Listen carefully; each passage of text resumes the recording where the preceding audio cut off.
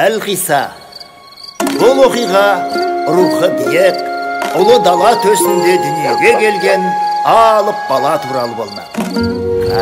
Қане көрейікші бізде. Өй, мына бала алыпқа ұқсамайды ғой өзі.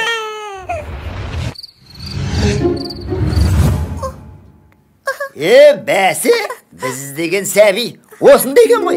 Қанеки. Өзім секілді палуан болайын деп тұр екен. Олай болса, сенің атың... Әке, сіз бедіңіз? Кешіріңіз, жол сіздік әрине.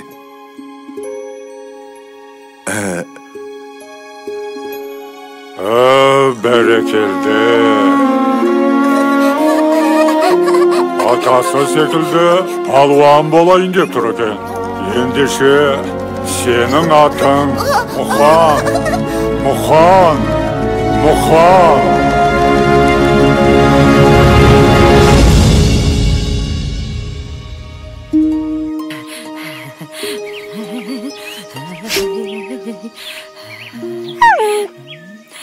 Ала ғой, алайын, үше ғой жарығым. Қарны ашып қалыпты. Ой, тағалып келейін.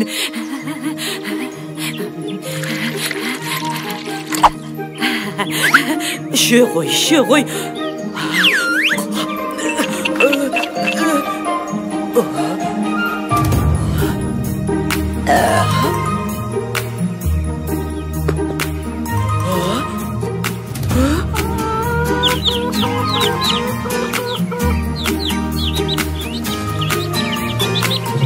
Батырлардан туған анадан,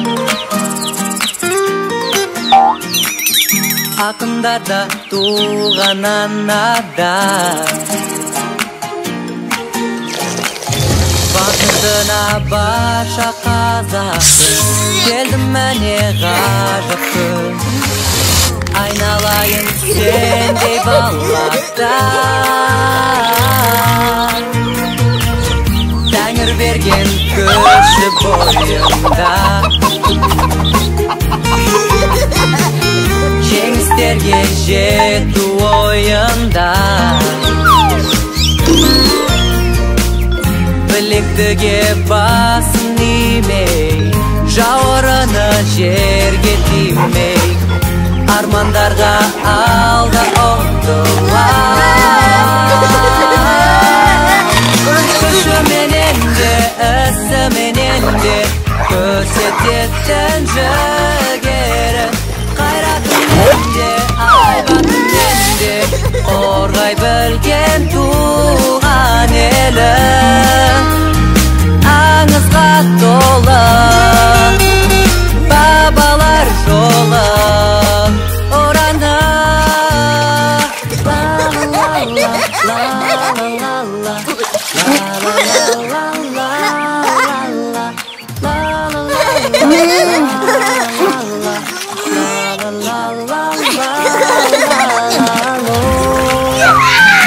Аңызға толы бабалар жолы ораны.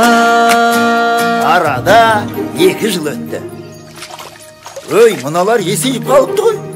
Демек 3 жыл өткен. Бірақ бұл кезеңде айтарлықтай қызық болған жоқ. Міне, осы жастарында біраз қызықты оқиғалар болды.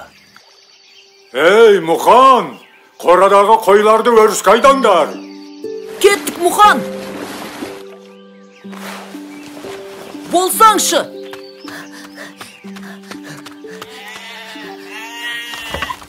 Шу қошқарым.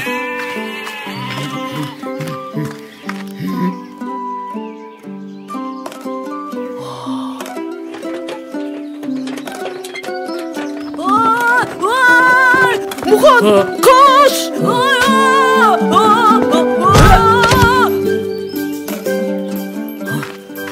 Бұл не? Мәссаған!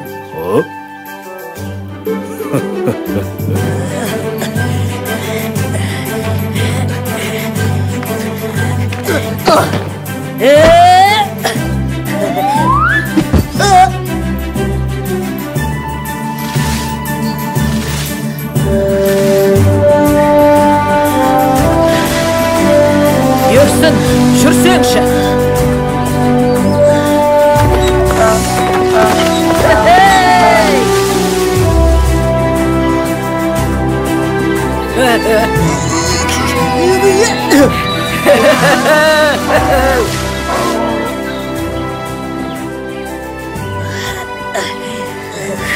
Жаттығуда қандай қиын болса, айқаста сондай жеңіл болады.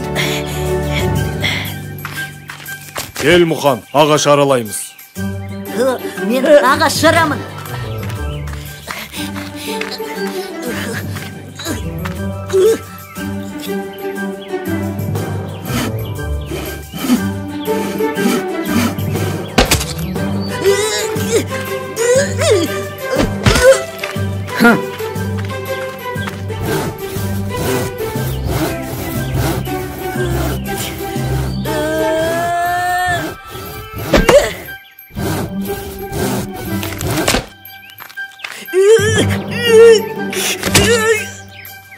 Әкел, мен көрейін.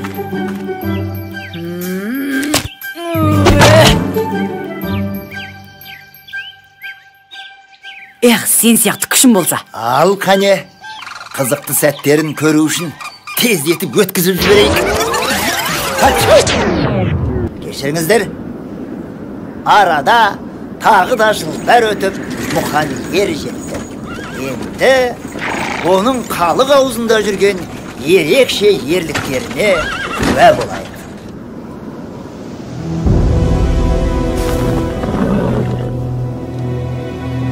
Енді не істейміз, Мұқан? Білмеймін. Ауыл әлі алыс. Ай, далада қасқырға жем болатын болдық ау. Көмектесіңдер! Ей, кім бар? Көмектесіңдер!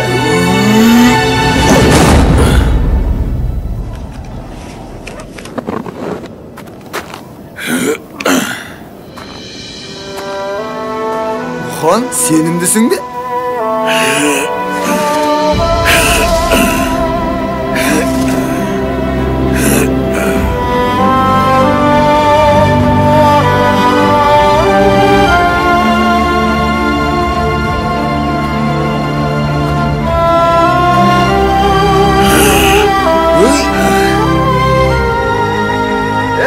Ағайындар, сыртқа шығып біздің күшімізді көріңдер. Мұқан екеуміз шөпті де, аттарды да аман алып қалдық. Міне, көріңдер.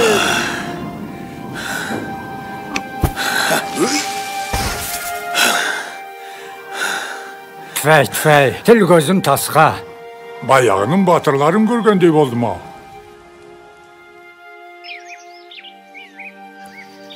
Рахмет саған, Мұқан. Әрі қарай мен өзім барайын. Әкем көріп қойса, ұрсып жүрер. Жарайды, көмектескенде тұрған не бар? Ұрса қоймас.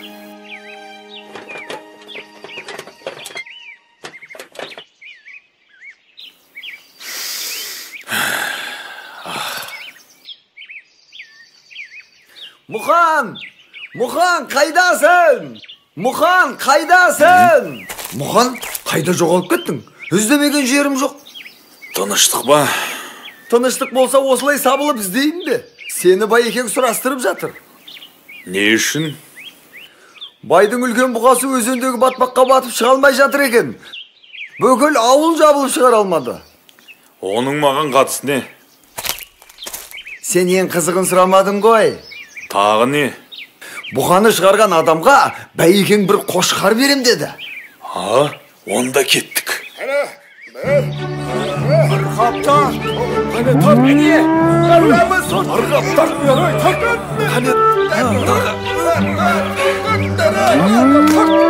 Ал қане! Қар! Арғаптар!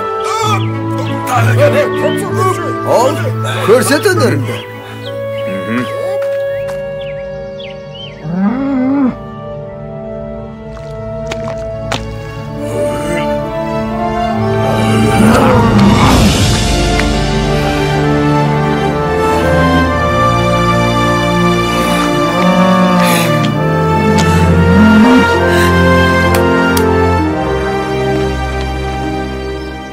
Sen jönünde көп естуші едім. Енді көзімен көріп тәнті болдым. Отардан қалаған қошқарыңды таңдап ал. Ал өзің ертеңнен бастап менің ат қосшым болуға қалайсың? Мен білмеймін. Мұхан келісті. Олай болса, ертең қалаға жолға шығасың.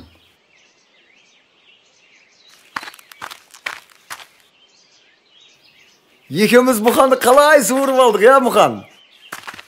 Енді қошқарымызды таңдап алайық.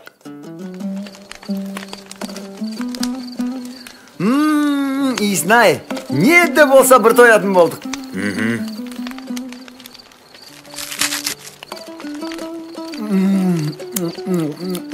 Бақ шіркіннің дәмін ай. Өй, Мұхан, мұның не? Расында да дәмді екен. Жарайт, кішінап ал, ертең қалаға жүреміз.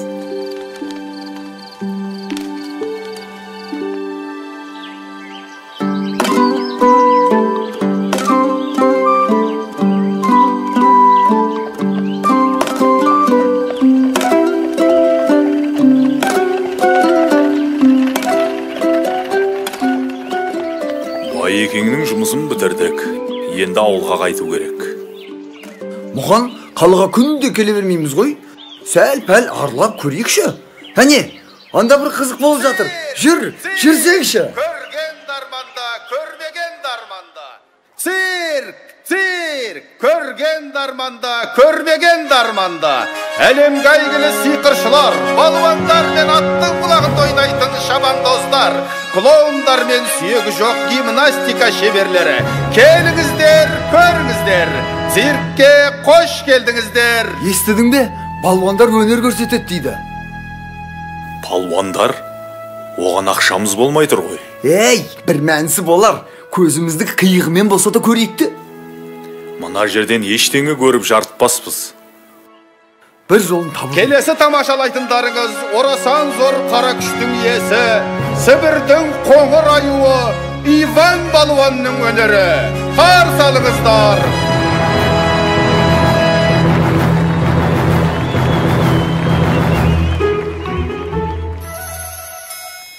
Менде бір ой бар. Жүр кеттік.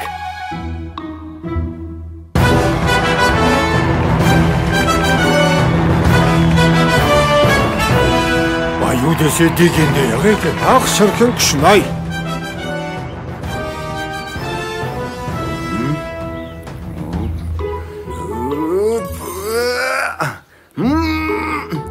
Мен қысылып қалдым, Мұхан, көмектес.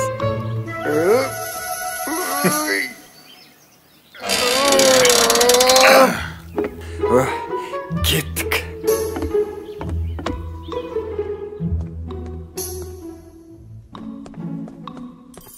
Қалай екен? Сібірдің аюы көңілдеріңізден шықты ма? Я, мықты екен. Керемет. Ал мұнда бір жылқының ақшасы бар. Олай болса, осы ақшаны кез келгеніңіз ала аласыздар. Тек бір ғана шарт бар.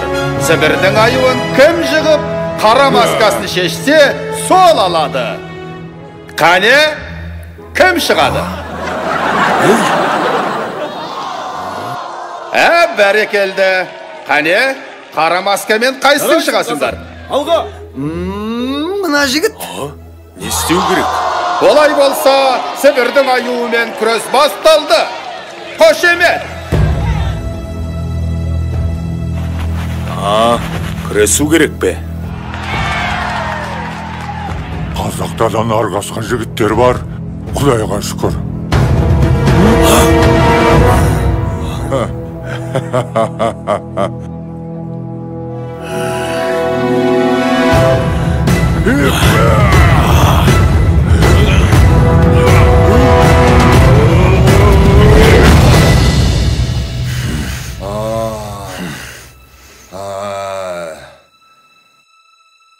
Жарайсың, қаза. Бәрекелді. Алға, қаза.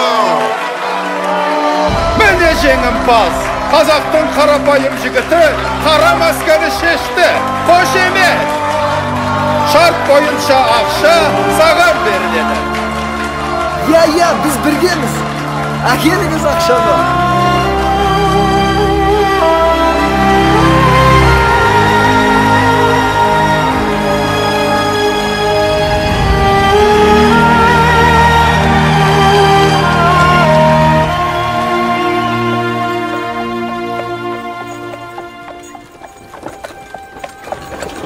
Сәлеметсіздер ме мырзалар?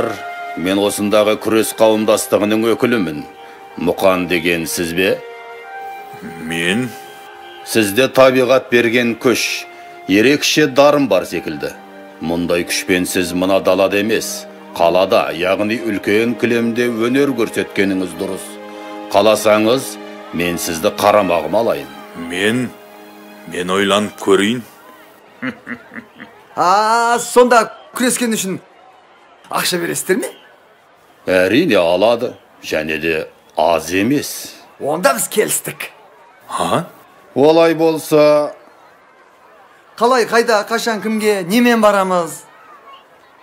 Жақсы, 10 күннен соң осында жолығамыз. Мен асыға күтемін. Сау болыңыздар. Көрдің бе Мұқан? Менімен жүрсең, қор болмайсың.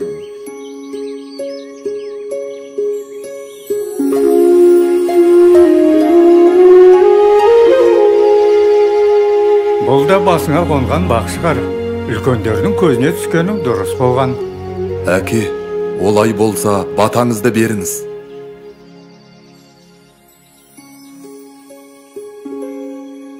Есіңде болсын Мұқан, күш білекте ғана болмайды. Үлкен күш жүректен шығады. Сондықтан жүрегіңді тыңда.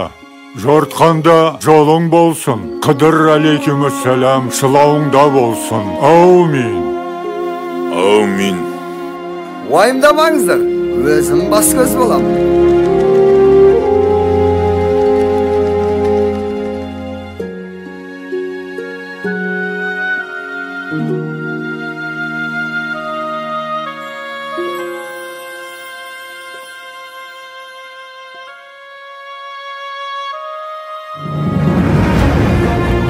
Мәне осылай, Мұқан әлемдегі ең беделді жарыстарға қатысып, ең мықты деген балуандарды жеңеді.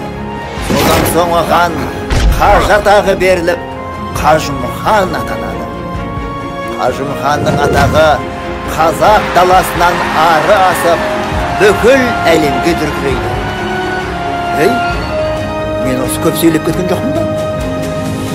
Қой, одан да Қажымұқанның ерекше айқастарының бірін көрейік.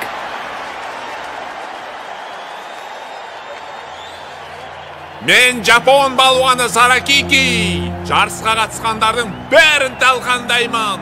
Бір ғана шартым бар. Күрес джиу-джитсу әдісімен өтетін болса. Қане, кім бар? Кілемге кім шығады менімен? Қане мырзалар, Жапонның балуаны Саракикимен белдесуге шынымен ешкім шықпайды ма? Есіңде болсын Мұқан, күш білекте ғана болмайды. Үлкен күш жүректен шығады.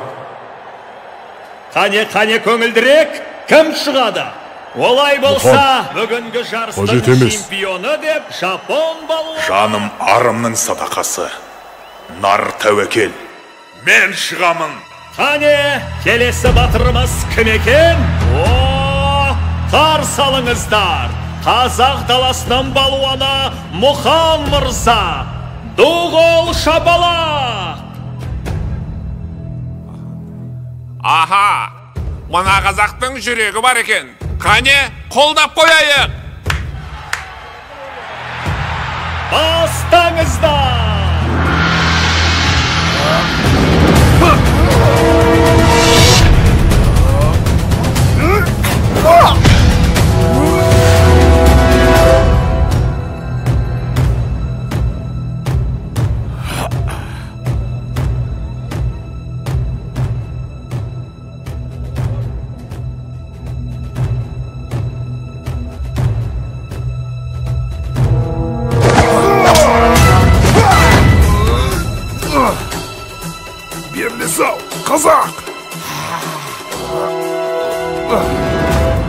намысты қолдан берме, Мұқан! Қазақ еш қашан берілмейді.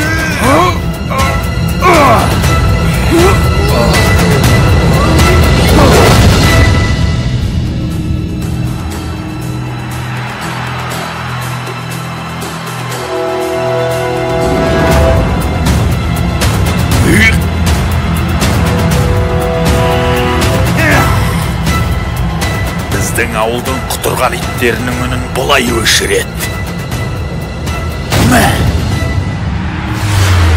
Бұл менің досым! Біз жеңдік! 1941 жылы Ұлы Отан соғысы басталған кезде 70-тен асқан қарт Қажымұқан қанша қиын болса да ел аралап өнер көрсетіп, халықтың рухын көтеріп, қуаныш сыйлаумен болды. Өнер көрсетуден түскен ақшаға ол әскери ұшақ жасатып, майданға берді. Сол үшін Сталиннен алғыс хатты алды. Қажымұқан атамыздың жеңістері ұрпағымыздың рухын мәңгілікке асқақтата беретініне сенімдіміз. Сендер де бүкіл әлем таныған Қажымұқандай балуан аталарыңды әрқашанда мақтан тұтып